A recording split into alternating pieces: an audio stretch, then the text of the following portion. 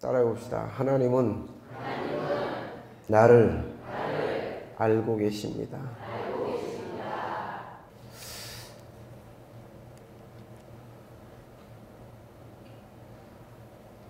우리 교회 이 예배당을 지은 지가 15년이 됐어요.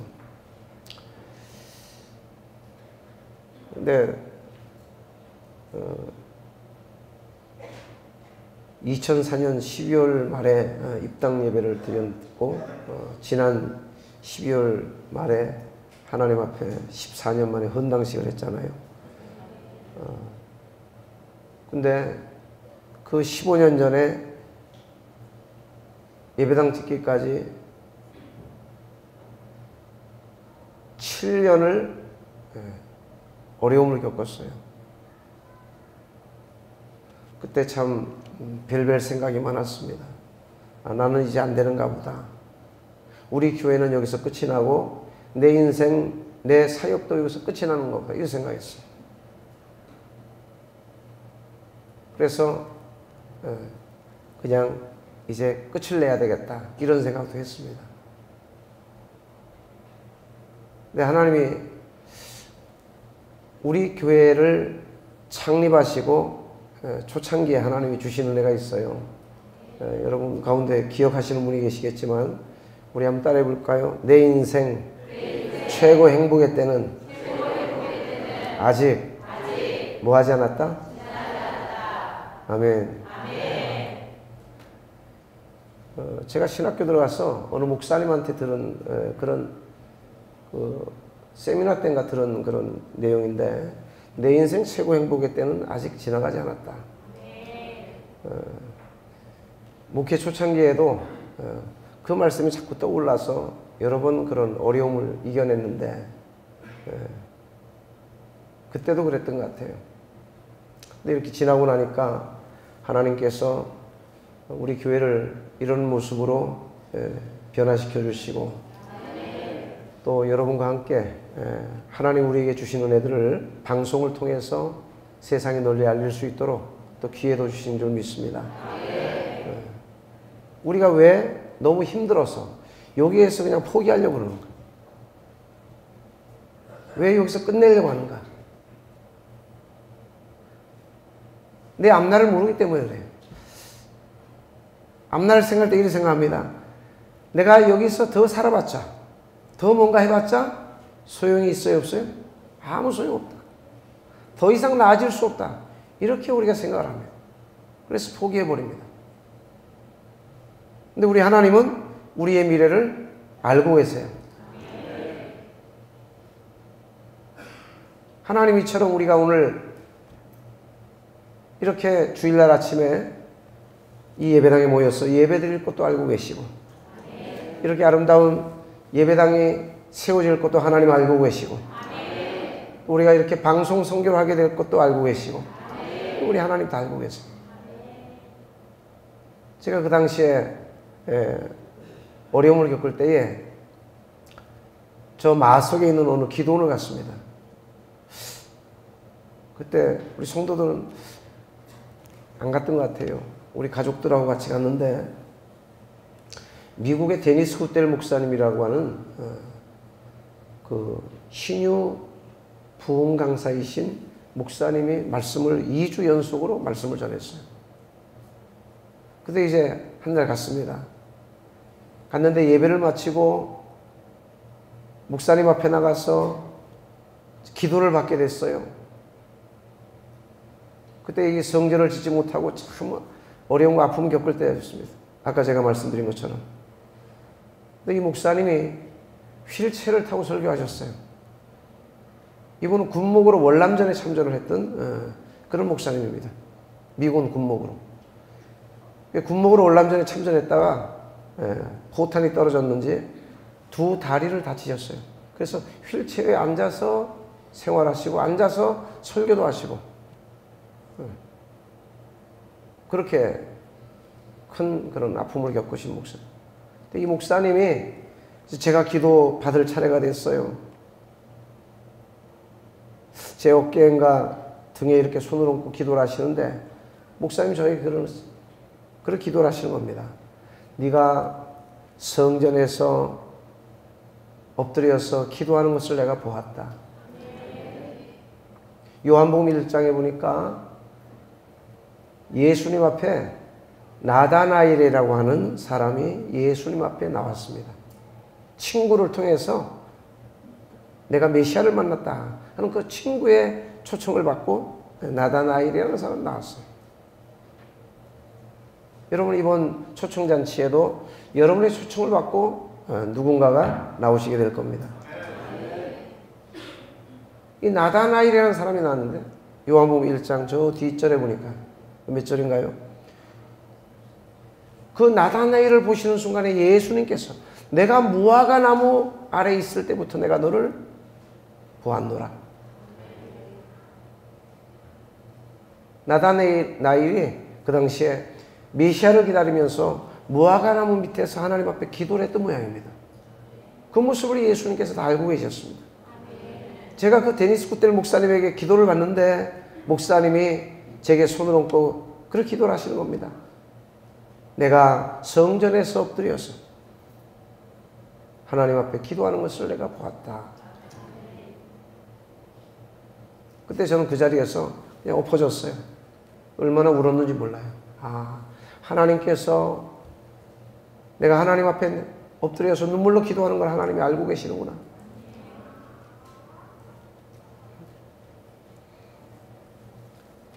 저는 28년 전에 우리 교회를 개척했을 때에 의문이 들더라고요. 무슨 의문이 드는가 하면 하나님이 나를 아실까? 그 당시에 우리 세계 인구가 한 60억 된다 그랬어요. 이 60억 가운데 세계 크리스찬이 한 10억 된다 그러는데 우리 대한민국의 크리스찬이 5천만 중에서 약 1,000만 정도 된다 그랬어요. 1,000만 크리스찬 그리고 목회자가 한 10만 명이 된다 그랬습니다. 그 가운데 하나님께서 나를 아실까? 교회가 지금은 뭐 5만, 6만 그러는데 그때는 4만 개 교회라고 그랬어요. 대한민국의 4만 개 교회 가운데 우리 본동교회, 대한민국에서도 서울에서도 도봉구, 그때는 우리 동네가 도봉구였어요. 도봉구 번삼동 621-7번지 이 상가 지하실 20평 이 지하실에서 내가 하나님 앞에 기도하는 것을 하나님이 알고 계실까? 그런 의문이 들었어요. 오늘 여러분들 이 예배하는 모습을 우리 하나님이 아실까요? 여러분들이 어떠한 문제를 가지고 어떠한 아픔을 가지고 이 자리에 나오셨는지 우리 하나님이 아실까요? 여러분 한 분 한 분을 우리 하나님이 아실까요?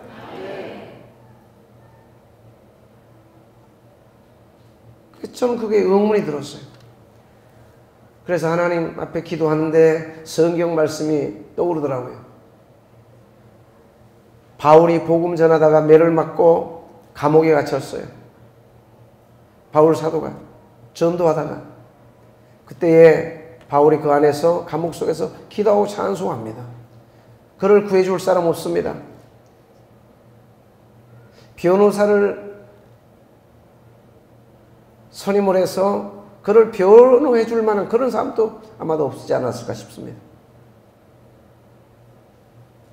감히 그 서슬퍼른 로마 제국의 법에 의해서 감옥에 갇힌, 매를 맞고 감옥에 갇힌, 이제 언제 어떻게 사형당할지 모릅니다. 근데 성경을 보니까 우리 하나님이 그의 찬송을 받으시고 그의 기도를 들으시고 할렐루야. 갑자기 그 감옥의 터가 막 지진이 일어난 듯이 흔들리면서 감옥문이 열려지고 발에 묶인 착고가 풀어지는 그런 기적이 일어났습니다. 우리 하나님이 그 감옥 속에 바울이 기도하고 찬송하는 걸 알고 계셨구나.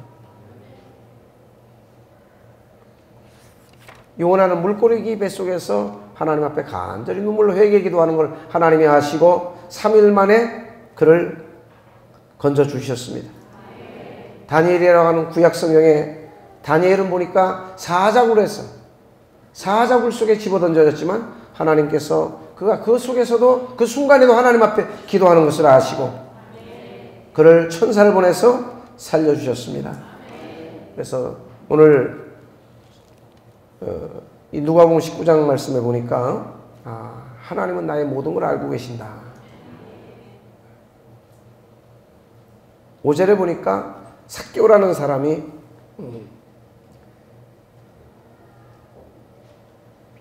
어디에 올라갔어요?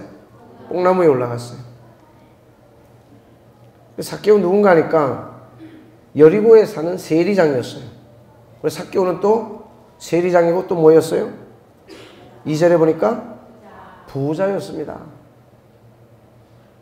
여러분 세리장이면 요새 세무서장 같은 사람. 세리장이고 부자다. 우리 생각할 때 돈 있고 그런 세상에 그런 어떤 권세가 있으면 부족할 거 없을 것 같아요. 그런데 여러분 돈 있는 사람 가운데서도 세상에서 세도가 있는 사람들 가운데서도 명예가 있고 인기가 있는 사람 가운데서도 아픔을 겪는 사람이 우리가 몰라서 그렇지 많습니다. 많아요. 삭개오가 부자요 세리장이라서 부족할 게 없는 것 같은데 삭개오 마음속에 예수를 알고자 하는 마음이 있었습니다. 그래서 3절에 보니까 저가 예수께서 어떤 사람인가요? 보고자 하되 키가 작고 사람이 많아 할 수 없어. 근데 그가 키가 작았어요. 예수님 보고 싶은데 사람이 예수님 주변에 너무나 많은 사람이 모여 있었던 겁니다. 그래서 삭개오가 키가 작으니까 예수님을 좀 보고 싶어도 볼 수가 없습니다. 사람들에게 가려가지고. 그때 삭개오에게 번뜩 지혜가 떠올랐어요. 갑자기 삭개오가 앞으로 막 달려갑니다. 예수님 아직 여기 계신데 이 앞으로 달려가는 거예요. 왜 이 앞으로 갔을까요? 예수님이 좀 있으면 거기에 도달할 거예요. 거기에 근데 뽕나무 한 그릇 서 있었어요. 삭개오 그 뽕나무 위로 막 올라갑니다. 삭개오가 신분이 뭐라고요? 세리장이에요. 여러분 어릴 때 나무를 타보셨어요? 나무를 타보신 분 손 들어보세요. 네. 오늘 훌륭한 분이 많이 오셨네. 저도 나무를 타고 올라가 왔어요. 근데 삭개오는 어린이도 아니고 어른이에요. 천진난만한 어린아이 아닙니다. 세리장입니다. 근데 뽕나무를 타고 올라갑니다. 왜 그랬을까요? 예수님 보고 싶은 마음이 여기 가슴이 막 뜨겁게 일어나는 거예요. 불이 붙는 것입니다. 여러분에게 이런 은혜가 있길 바랍니다. 삭개오 그랬어. 그랬더니 5절에 보니까 예수님이 그 뽕나무 밑으로 지나가시다가 딱 그 자리에 예수님이 멈춰 쓰셨습니다. 5절에 보니까 예수께서 그곳에 이르사 우러러 보시고 이르시되 우러러 보셨다. 그러면서 뭐라고 말씀하느냐? 삭개오야 속히 내려오라. 내가 오늘 내 집에 유하여 하겠다. 아멘. 삭개오야 속히 내려오라. 성경 보니까 하나님이 모세를 처음 만나실 때도 모세야 모세야. 삭개오도 삭개오. 하나님이 처음 만나시는데도 예수님 처음 만났는데도 그 사람을 알고 계세요. 이름을 알고 계세요. 사람하고 친해지는 방법 중에 하나가 그 사람의 이름을 기억하는 거랍니다. 지금 여러분 옆에 앉아 계신 성도의 이름을 아시는 분 한번 손 들어보셔요. 10분밖에 안 되네요. 제 이름 아셔요? 감사합니다. 예수님이 삭개오의 이름을 알고 계신 거예요. 그러면서 속히 내려오라고 합니다.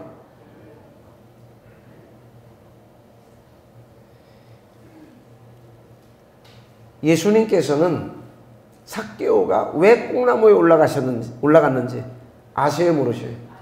알고 계시는. 뽕나무에 올라간 목적이 있었죠. 뭐 하려고? 예수님 보고 싶어서.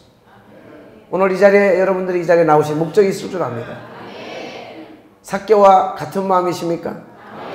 예수님 보고 싶어서 나오셨습니까? 예수님 만나고 싶어서 나오셨습니까? 삭개오를 했어요. 근데 예수님이 그걸 아셨어요. 오늘 여러분 한 분 한 분이 왜 이 자리에 나오셨는지, 왜 이 자리에 나와서 오늘 왜 이 말씀을 듣고 계신지 우리 하나님은 다 알고 계십니다. 예수님이 오늘 삭개오 내 집에 내가 유하여야겠다 이래 말씀했더니 7절에 보니까 많은 사람들이 보고 수군거려 가로되 뭐라고 합니까? 예수님이 죄인의 집에 유하러 갔도다. 삭개오 죄인 취급받았어. 그리고 또 삭개오 키가 작다고는. 그 키 작은 것 때문에 어릴 때부터 친구들에게 놀림받았을 수 있어요. 제가 우리 학생에 가끔 말씀을 전하러 주일날 가는데 어떤 학생이 학교에서 몸이 좀 불편한 아이를 놀렸답니다. 그래서 아니 안 그럴 것 같은데 왜 그랬을까?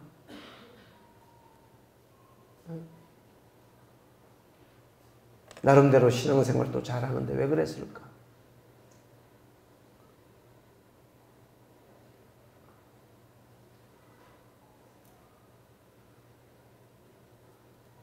우리 딸이 제 눈을 닮아서 눈이 이렇게 조금 이렇게 찢어졌어요. 어느 날 사춘기가 돼서 거울을 보더라고요. 그래서 제가 아무개야 너 이뻐 했더니 화를 버럭 내면서 아빠는 딸이니까 이쁘다 그러지. 아빠도 엄마랑 결혼할 때 엄마가 좀 이뻐 보이니까 결혼했을 거 아니야? 어떻게 그런 걸 알대?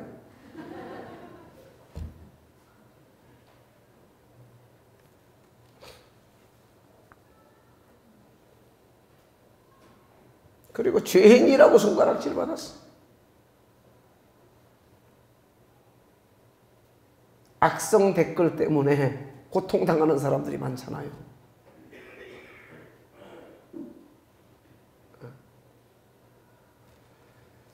삭개오에게 뭔가 아픔과 연약함이 있었겠죠. 그것 때문에 삭개오가 자기 스스로 그 연약함, 그 아픔을 가지고 예수님 만나서 상담하고 싶었고 예수님 만나서 거기에서 구원받고 싶었던 거예요. 그 아픔 속에서 치유받고 싶었던 거예요. 그런 마음이 그에게 있었을 것입니다. 그 삭개오의 아픔과 연약함을 예수님이 알고 계십니다. 그래서 예수님이 뽕나무에 올라간 삭개오와 눈이 마주치는 순간에 삭개오야 속히 내려오라. 삭개오 앞으로 달려갔다 그랬죠. 삭개오도 급했어요. 왜? 예수님 만날 기회가 다시 올 수 있을까? 오늘 이 시간이 그 기회가 되기를 바랍니다. 할렐루야. 또 올 수 있을까? 이 한 시간의 예배가 여러분의 인생을 바꿔놓을 수 있습니다. 제가 이렇게 본동에 교회를 개척하는 개척자가 되고 목회자가 된 한 번의 예배 때문에 했어요. 신학교 다닐 때. 한 번의 예배가 저를 바꿔놨어요.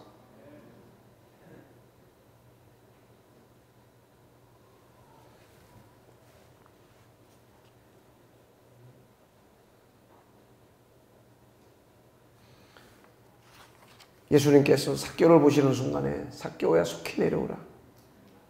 속히 내려오라. 내가 오늘 내 집에 유하여야 되겠다. 그의 연약함 아픔을 다 알고 계셨어요. 오늘 우리 하나님이 오늘 이 자리에 누군가를 찾고 계십니다.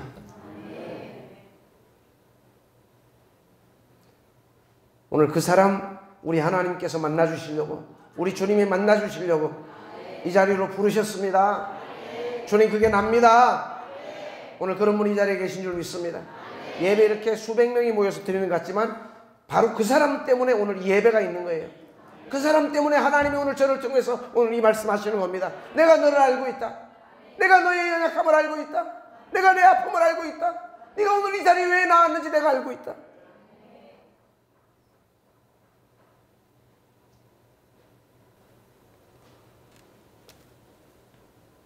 그런데 예수님은 나의 연약함, 아픔을 아실 뿐만이 아니고 불쌍히 여기시는 분입니다. 아멘 합시다. 오늘 성경 보니까 10절에 보니까 잃어버린 자를 찾아 구원하려 왔노라. 예수님이 여리고에 왜 오셨느냐? 누구 때문에 예수님이 여리고에 오셨을까요? 누구 때문에? 삭개오 때문에 오셨습니다. 삭개오 만나서 그를 구원하시려고 오셨습니다. 그의 연약함과 아픔 속에서 그를 치료하시려고 오셨습니다. 오늘 이 예배도 오늘 바로 그 사람 때문에 오신 줄 믿습니다. 주여, 내가 삭개오 같은 사람입니다. 주여, 내가 여기 있습니다. 그 사람이 잃어버린 자입니다. 여러분 자녀가 어릴 때 잃어버린 적이 있으시죠? 우리 주님이 잃어버린 자를 찾으러 오셨답니다. 어디서 뭘 하고 있을까? 어디서 울고 있을까? 어디에서 어떻게 살고 있을까? 예수님께서 삭개오가 잃어버린 자였던 거예요.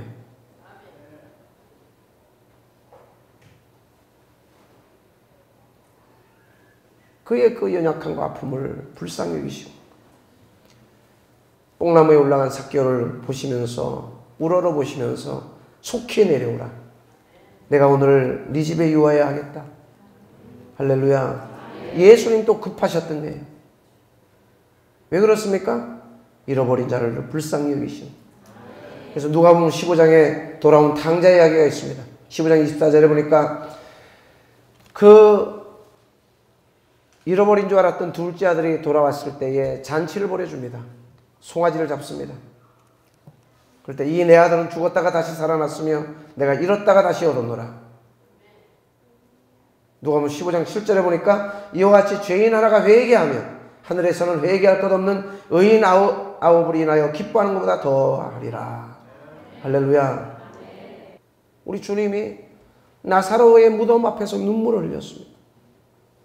왜? 그의 죽음에 그 때문에 슬퍼하는 그 동생들을 보면서, 너희 동생들을 보면서 예수님이 자기의 슬픔으로 느껴집니다. 왜? 하나라서 그렇습니다.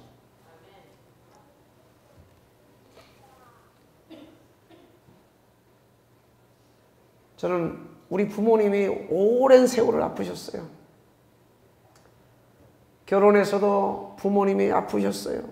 자주 병원에 입원하셨습니다. 저는 그때 우리 아버지가 우리 어머니가 아픈가 보다 했어요. 어느 날 제 아내가 아팠어요. 제가 아팠어요. 우리 아이가 건강이 안 좋아요. 제 아내가 처음 아플 때 아픈가 보다 했어요. 제가 아프니까 그 아픔을 알게 됐어요. 옆에서 아파서 못 견뎌하는데 그걸 지켜볼 수가 없습니다. 오늘 산에 가서 기도하는데 우리 부모님의 아픔이 생각났어요. 울면서 하나님 앞에 기도했으면, 하나님, 우리 아버지 어머니 아플 때 그 아픈 게 뭔지 몰랐습니다. 근데 제가 아프고 제 아내가 아프고 내 아이가 아프니까 그 아픔이 뭔지 알겠습니다. 우리 하나님이 여러분의 아픔을 아시고 연약함을 아시고 죄도 아시고 죄 때문에 심판하지 않으시고 우리를 구원하시려고 대신 십자가에서 피를 쏟았습니다. 왜 그렇습니까? 죄로 인한 그 심판, 예수님이 그 심판의 고통을 예수님이 아시기 때문에.